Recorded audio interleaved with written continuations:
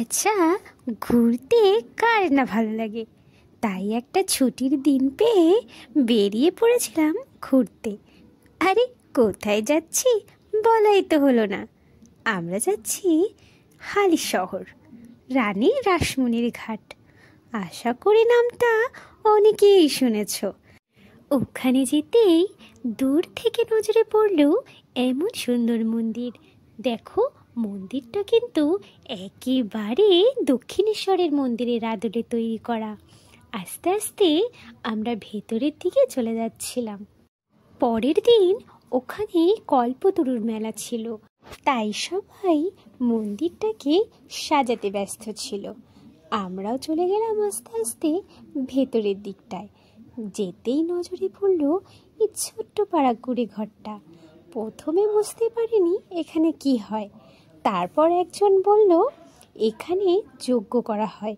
এই জিনিসটা আমি প্রথম দেখলাম। তারপরে আস্তে আস্তে এই সিঁড়ি বেয়ে চলে গেছিলাম মন্দিরের ভেতরে। যদিও ঠাকুরটা আমার তোলা হয়নি, কারণ ঠাকুরের ছবি তোলা বারণ ছিল। মন্দিরের ভেতরটা ফুল দিয়ে সুন্দর করে সাজিয়েছিল। বেশ খানিকক্ষণ ওখানেই কাটালাম। তারপর ওখান থেকে বেরিয়ে চলে গেছিলাম রানী রাসমণির ঘাটে। গঙ্গার পাড়ে বসে প্রকৃতির এমন সুন্দর দৃশ্য দেখাটা কি আর মিস করা যায়? তাই খানিকক্ষণ ওখানে বসে বেশ আরাম করছিলাম। তারপর আস্তে আস্তে ওখান থেকে বেরিয়ে পাশে আরেকটা মন্দির ছিল, তাই ওই মন্দিরটাও আমরা দেখতে গেছিলাম। ভেতরে ঠাকুর ছিল রাম, সীতা, লক্ষ্মণ। জাস্ট ঠাকুরটা একটু দেখো, এতটাই সুন্দর। আর তেমনি তার সাজগোজ খুব সুন্দর লাগছিল। তার পাশেও একটা ঠাকুর ছিল, সেটাও তুলেছি।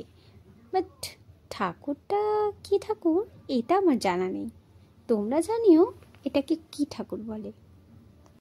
তারপর ওখান থেকে বেরিয়ে আস্তে আস্তে বাড়ি চলে এসেছিলাম।